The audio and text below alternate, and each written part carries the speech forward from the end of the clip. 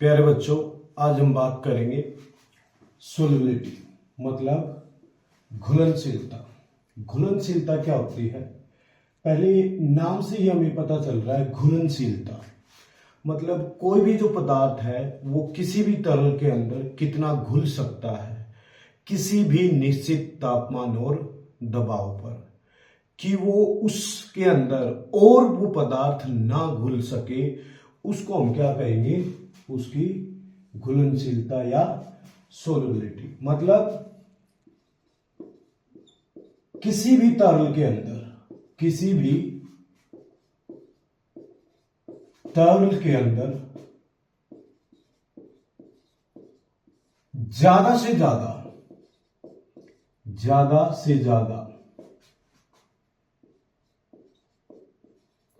पदार्थ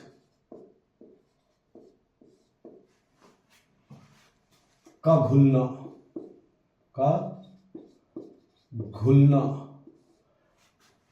कि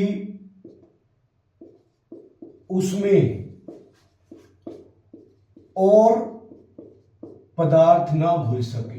और पदार्थ ना घुल सके, किसी निश्चित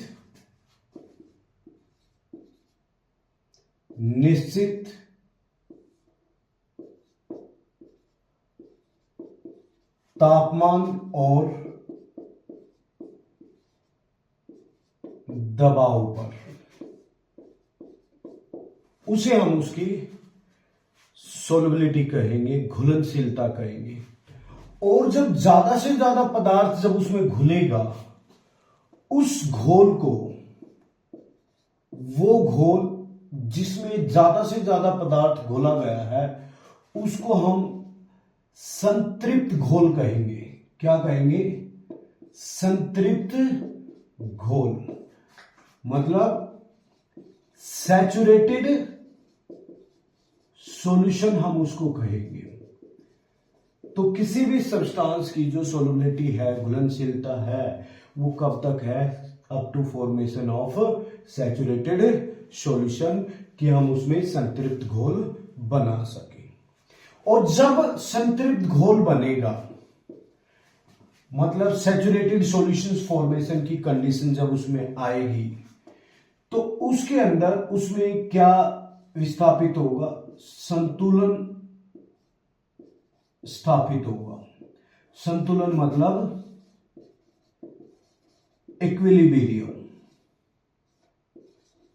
इक्विलिब्रियम उसमें स्थापित हो जाएगा। मतलब हमारे पास, हमने कोई भी तरल लिया, लिक्विड सब्सटेंस, और उसके अंदर हमने सॉलिड घोलना शुरू कर दिया एक बंद कंटेनर के अंदर, बंद बर्तन के अंदर, कि एक स्थिति ऐसी आएगी जब हम ज्यादा से ज्यादा इसमें घोल चुके हैं और कुछ जो पदार्थ है वो बच चुका है। तो उसमें क्या हुआ? जितना पदार्थ उसमें घुल रहा है और इसमें, इस घोल के अंदर जो पदार्थ के जो कण हैं, जब इससे टकराएंगे वो वापिस ठोस में बदल जाएंगे, जिसको हम, उस स्थिति को हम, मतलब घोल से ठोस अवस्था में बदलना, वो क्या कहलाता है? क्रिस्टलाइजेशन कहलाता है। क्रिस्टलाइजेशन, क्रिस्टल बनने स्टार्ट हो जाएंगे सॉल्यूशन में से, जब वो सॉलिड में, ठोस अवस्था में कन्वर्ट होगा, परिवर्तित होगा। अब यहां पे जो सोलिबिलिटी है, घुलनशीलता है, वो दो तरह की होती है। एक ठोस की तरल में घुलनशीलता,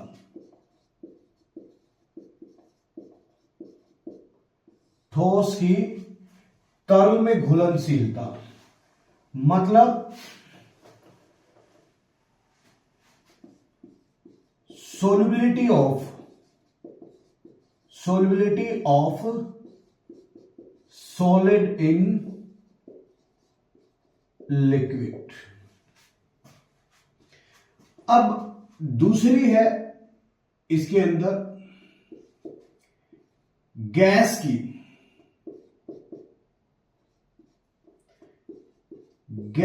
की तरल में घुलनशीलता, मतलब solubility of gas in liquid.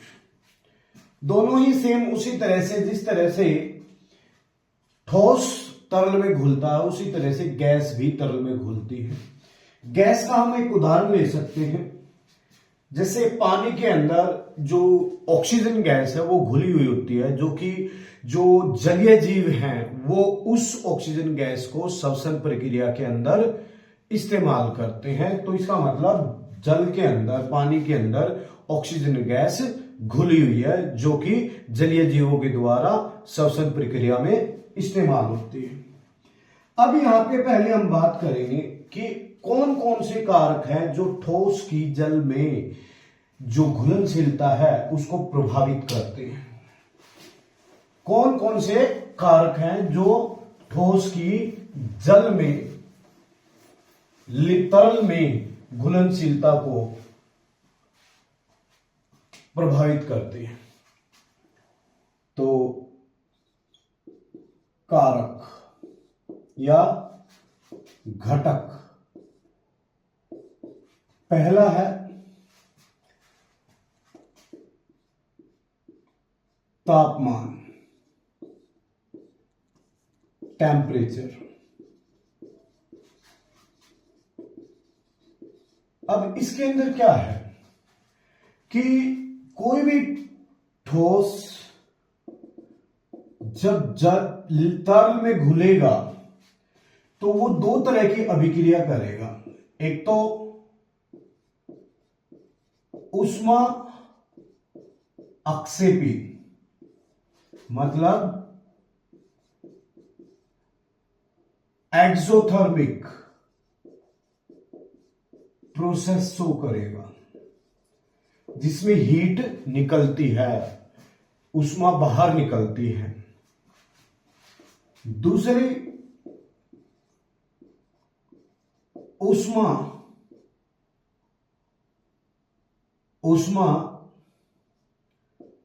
शोषी अभिक्रिया, मतलब एंडोथर्मिक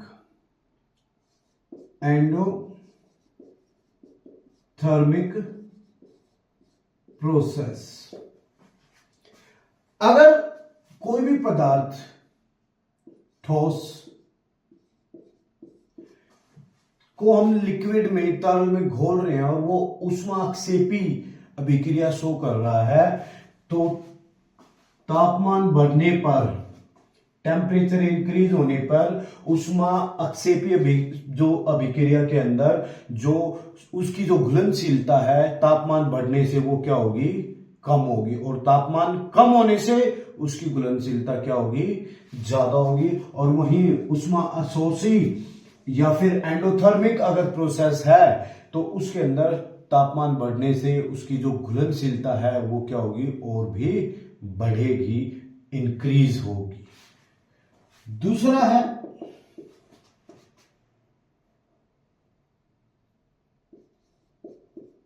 ठोस और तरल का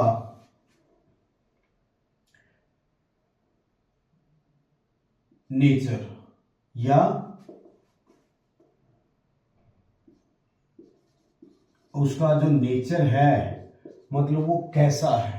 अब यहां पे कोई भी जो पदार्थ है, हम रासायनिक रूप से देखें तो वो दो तरह के होते हैं। एक तो होते हैं ध्रुवीय, मतलब पोलर सब्सटेंस। दूसरा होते हैं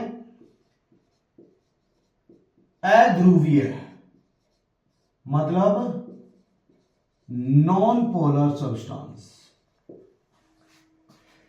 अगर दोनों ही ठोस और तरल दोनों ही पोलर हैं तो उसकी घुलनशीलता ज्यादा होगी।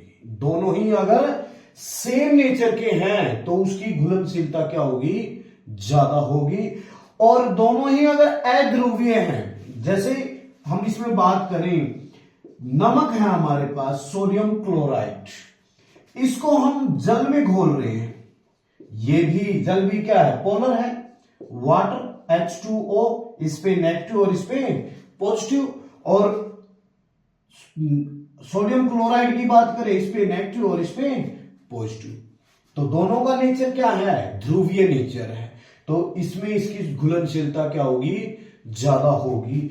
अब अगर दोनों अध्रुवीय हैं, जैसे नेफ्थलीन है, या फिर हम सिंपल एग्जांपल लेते हैं, वैक्स है, मोम है, मोम को आप केरोसिन या पेट्रोल के अंदर, पेट्रोल एक अध्रुवीय पदार्थ है, अध्रुवीय तरल है, मोम को पेट्रोल के अंदर हम आसानी से घोल सकते हैं, लेकिन इसी मोम को अगर हम जल में घोलेंगे तो वो नहीं घुलेगा। मतलब अगर दोनों का नेचर अगर अलग अलग है तो घुलनशीलता कम होगी, और दोनों का नेचर अगर सेम है तो घुलनशीलता क्या होगी, ज्यादा होगी। वहीं अगर हम नमक को, NaCl को अगर हम पेट्रोल में, बेंजीन में, इसमें घोलने की कोशिश करेंगे तो वो नहीं घुलेगा। इसलिए इसमें जो दूसरा है, जो कारण क्या है, दोनों का नेचर। तो इसका मतलब ये है कि जो जैसा है वैसे में ही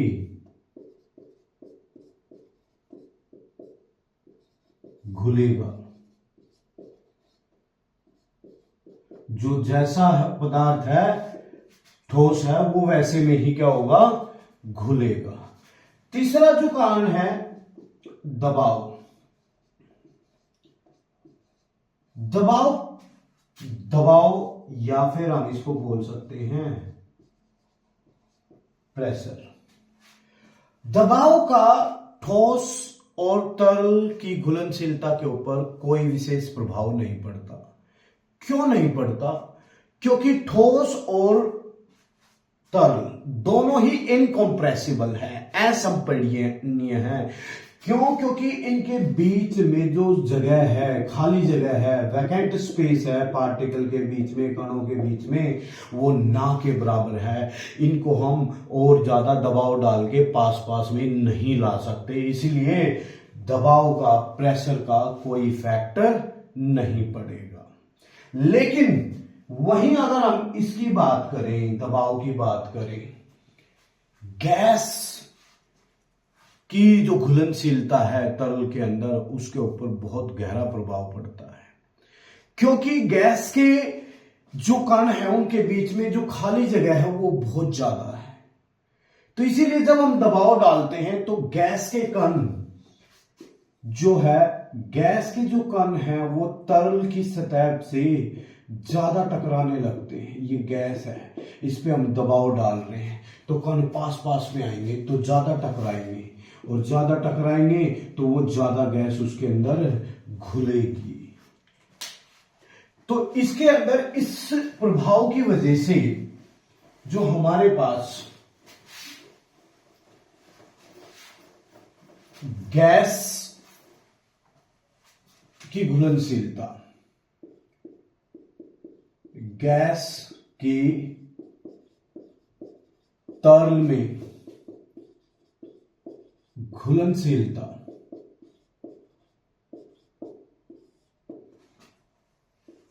के कारक, घटक कौन कौन से घटक हैं जो प्रभाव डालते हैं? तो पहला इसमें हमारे पास आ जाता है दबाव। दबाव अगर बढ़ेगा तो घुलनशीलता भी बढ़ेगी। ये किसकी उसमें है? गैस की तरल में घुलनशीलता। इसका मतलब जितना हम दबाव डालेंगे, प्रेशर डालेंगे, जो घुली हुई गैस का जो मास है वो उतना ही क्या होगा? ज्यादा होगा। ठीक है। इसी पे हमें एक लॉ दिया गया है, नियम दिया गया है, जिसको हेनरीज लॉ, यह हेनरी का नियम के नाम से जानते हैं। इसको हम आगे पढ़ेंगे डिटेल में। ठीक है, आज के लिए इतना बहुत है। धन्यवाद।